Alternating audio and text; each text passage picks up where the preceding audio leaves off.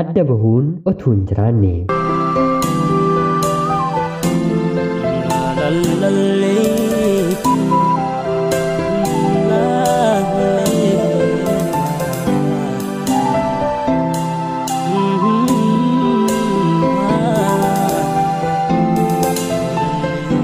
Yeroodhaaf maqaa kiyya himachuun barbaadu kanan dhaladheetti guddadhee Jiituu Magariituu Oromiyaa keessatti barnoota koollee maatiin kiyyaa ijoollummaadhaan na galchanii kutaa 1-12tti seeraan ergan xumuree booda Yuunivarsiitii Madda Walaaburraa Dipaartimentii Konistiraakshን and Manaajimentii Injiinaringiitiin eebbifameen xumureera. Haatii fi abbaan kiyyaa hojjettoota mootummaadha. Miindaan hojjetanii argatan galata kee jedhanii nu ijoollee isaanii guddisuuf gahaadha. Haa ta'utii garuu waggaa 3 asitti abbaan kiyyaa umriin isaa gahee hojii ga'umsaaf yookiin immoo xurataaf gahee miindaan argatu akka jalqabaa ta'uuf hin dandeenye. Yeroo kanattis mana warra keenyaa seeraan kan qabee jiru miindaa haadha koodha.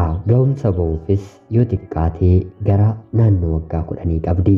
Yeroon kutaa 1-12ttis baradhus ta'ee yuunivarsiitii seeneen homaa wanta rakkadhe hin turre. Keessumaayyuu yuunivarsiitii ergan seenee mooraalii kiyyaaf akka ta'uuf baatii baatiidhaan qarshiinaaf ergama. Hangam barnoonni baradhu anatti ulfaatus gargaarsa rabbii, gargaarsa maatii koo fi gargaarsa barsiisota koon xumureen eebbifamuu gaheera. Sadarkaa barnoota koo garaagaraatti dargaggoonni jaalalaaf itti siiqee ni jiraatu. Keessumaa dubartiif qorumsi kuni kan eegalu umuriidhaan waggaa 13 yeroo taatu. Nan yaadadhaa yeroo jalqabaatiif dhiiraaf eeyyee jedheen gaaffii jaalalaa kanan deebisee kutaa 7ffaa yeroon baradhu. Kanas jaalladheen yookiin immoo barbaadeen otoo hin taane karaa hedduun wanta na dirqisiiseefi yaaduma dargaggeessa kanaa tasgabbeessuuf jecha gaaffii jaalalaa isaan fudhadhe. Waggaa 2 hanga kutaa 9ffaatti erga waliin turree booda guyyaa tokko bishaan boombaa magaalarraa badee ganda magaala keenyatti dhiyoo argamtu waraabuu deemuuf deemsa sana waliin taphanna jedheen jaalallee koo kana waame. Dhufees waliitiin ni mallaa. Yeroon xiqqoo akka sursuraa waan ta'eef dhaabbannee otoo waliin taphannu gaaffii walqunnamtii waliin raawwannu. Bakki kuni bosona yookiin immoo caakkaa waan ta'eef walqunnamtii waliin raawwannu jechuun na gaafate.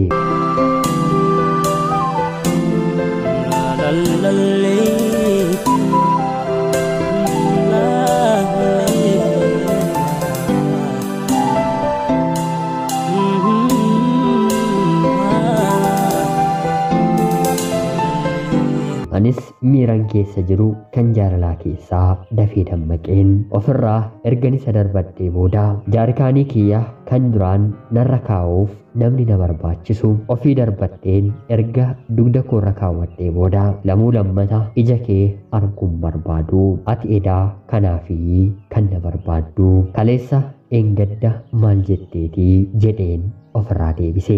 Erga sanaallee natti araaramuuf hiriyoota koo hedduutti jaarsummaa waraqataan karaa adda addaa ergee na kadhateera. Anaaf garuu asuma irratti haa ga'u jedheen jaalala isaa dhaabeen hangan kutaa 12ffaa xumuruutti dargaggeessa tokko waliin iyyuu hariiroon jalqabne. Erga kanaas rabbi na gargaaree yuunivarsiitii seeneen miirri baradheen eebbifama kan jedhu waggaa 5 kana nan xumura kan jedhu na keessa waan hin turreef tarii jireenyuma koofuu yaadannoo ni taati jedheen dargaggeessa waggaa 4ffaa muummee meekaanikaal injiinaringii baratu tokko waliin hariiroon jalqabe. Kanan isiniin jedhuun olitti baay'ee na qayyabachiisa.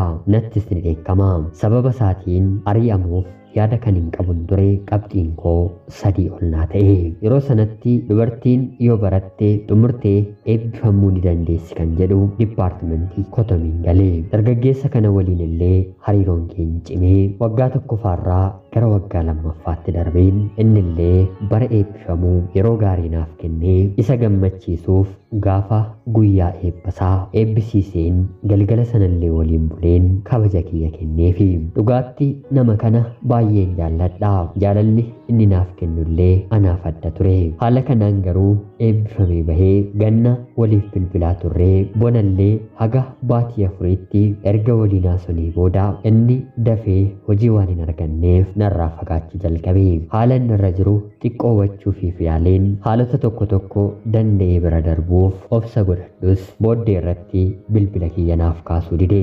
Anis jaalalli fageenyaan baay'ee akka inni ulfaatu waan hin hubadheef Rabbi carraa gaarii si haa qunnamsiisu jedheen seenaa jaalalaa koo keessatti isallee nan dagadhe. Haala kanaan ammas barnoota kootti fufee bara waggaa 5ffaan baradhus barsiisaa tokko waliin hariiroo jalqabeen ture. Haa ta'uutii garuu haalli isaa fedhii qofaaf akka inni na barbaadu waan hin hubadheef baay'ees isa waliin hin turre. Fedhii kootiin irraa addan bahee. Haala kanaan Rabbi na gargaaree barnoota koollee xumureen eebbifameen maatiin koollee dhufanii na eebbisiisanii boqonnaa ganna 2 ergan fudhadhee booda hojii barbaachaaf aanaa fi godinoota garaagaraatti marmaaruu hiriyootan argadhe waliin gurmaa'ee carraa hojii barbaaduun eegalee. Haa ta'uutii garuu bara 2011 bakka tokko qofaa pirojektii xiqqoo argannee eega sanaa garuu hojii dhabeeyyiin waliin gurmoofne walirraa gargar baane. Hojii dhabeen otoo hin jiruu akka carraa ta'ee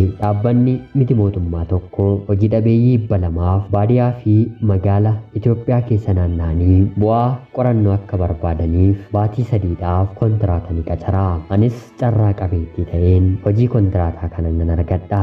Carraan na qaqqabees salaalee fiichee deemeen daataa yookiin immoo afgaaffii kana akkan funaanudha. Dubara 3 fi dhiira 4 waliigala nama 7 bakka sana nu gahee. Hundi keenyiyyuu hojii dhaboo waan turreef hanga qarshiin nu gadhiisamutti torbee tokko guutuu wal gargaaraa waan qabnu waliif qoodaa waliin dabarsaa turre. Haala kanaan torbee booddee qarshiin illee nuuf kanfalame. Ijoollee kana waliinis wal baruu eegalle. Dargaggoota kana keessaa akka carraa ta'ee haalota garaagaraan jaalallee koo yeroo yuunivarsiitii waggaa jalqabaan seenee na kunuunsaa ture kan fakkaatu jira.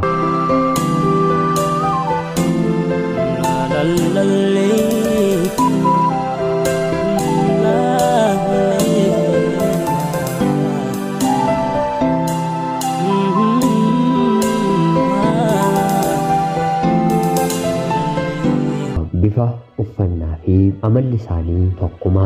Anis torbanoota jalqabaa keessa dargaggeessa kanatti haala kana himee innillee natti siquu jalqabe. Akka carraa ta'es yeroo ramaddii keenyaa ofiima waan ramadannuuf waliin akka hojjennu taasisna. Bakka hedduu irrattis baay'ee walii gallaa. Turtii kana keessa jaalalli lamaan keenya gidduutti dafee ni dhufa. Afaanii baafannee dubbachuuf garuu anas ta'e isaaf ani kabaja dubartii ta'uu koof yeroon of qusadhu inni immoo haala sodaa turtii baatii muraasa qofa waliin turuu akka sodaatti fudhatee har'a bor na gaafata jedhee otoon eeguu yeroon hojii keenyaa ni xumurama. Gaafa guyyaadhumaa anaafsi akkanumaan gargar baana jechuudhaayi jechuun dargaggoo kana nan gaafa. Haa ta'uutii garuu akkana jedhee natti dubbate.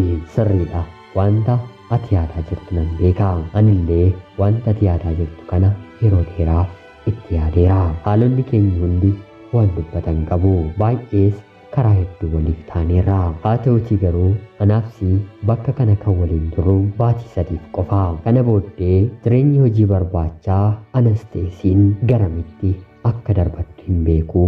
Yeroodhaaf jedheen immoo sammuu fi qaama kiyyaa xureessuun barbaadu. Jireenyi takkumadha jedhee natti dubbate. Inuma durayyuu otoo inni nan gaafatiin nan jaalladha jecha kana erga inni natti dubbatee booda immoo bakkuma ati jirtutti Rabbi na haa ajjeesu murtee jedhu akkan murteeffadhu na taasise. Yeroo kanatti garamis deemii eessattis hojii argadhu bakka ati jirtu si waliin dhufeen si waliin jiraachuun barbaadaa jedheen deebiseefi galgala kanas fedha keenyaan hoteela kireeffannee yeroo jaalalaa gaarii tuttuqqaan qabne waliin dabarsinee. Kanan beekuu fi ofiin kan hin hubadheen olitti nama kana baay'een jaalladhe. Otuu dhiira tokkootii dargaggummaan miti bultii ijaarratanillee haala kana bira hin darbanii. Hojii kana erga xumurree booda magaalaa Finfinnee baatii tokkoof waliin jiraanne. Erga kanaa inni magaalaa Adaamaatii hojii argata. Miindaan hojii kanatti argates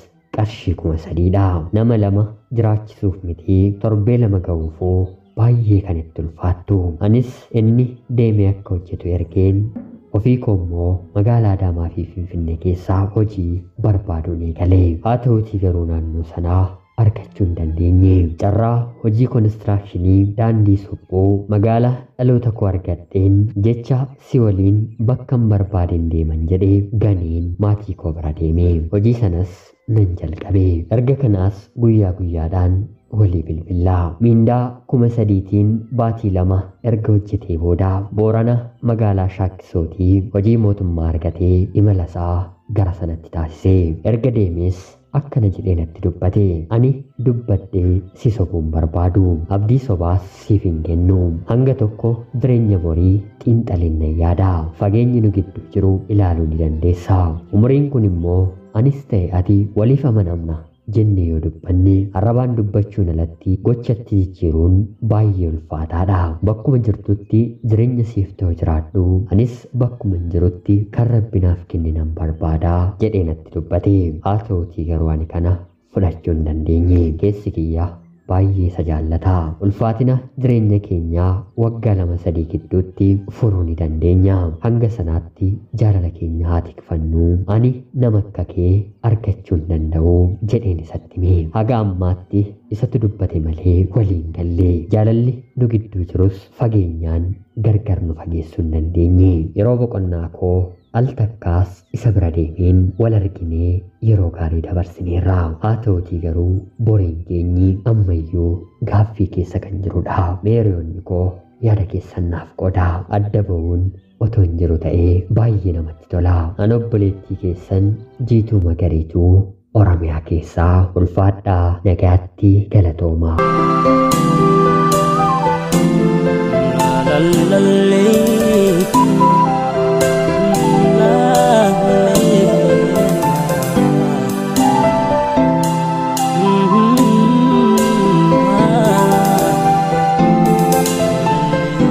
Yooyyaa shamaa akkam jirtu kabajamtoota hordoftoota qophii Oromiyaa 24. Nagayaaf jaalalli tokkummaan bakka jirtan hundaatti hunda keessaniif yaatu jecha guyyaa har'aallee xalayaa obboleettiin keenyi nuuf ergite isiniif dubbiseen hin ka'a. Akka isin irraa barattaniif hubannoo cimaa irraa argattan akkanumallee akka isin itti bohaartan homaa shakkii tokkollee hin qabu. Obboleettii keenya ergaa kee kana nuuf qooduu keetiif guddaa galatoomisiin jecha kabajamtoota hordoftoonni qophii Oromiyaa 24 yaada keessan maal akka gochuu qabdu komentii jalatti akka qoodanii fi kabajaan isin gaafachaa haga yoonaatti na dhaggeeffachaa kan turtaniitiif illee guddaa galatoomaa isiniin jechuun barbaada.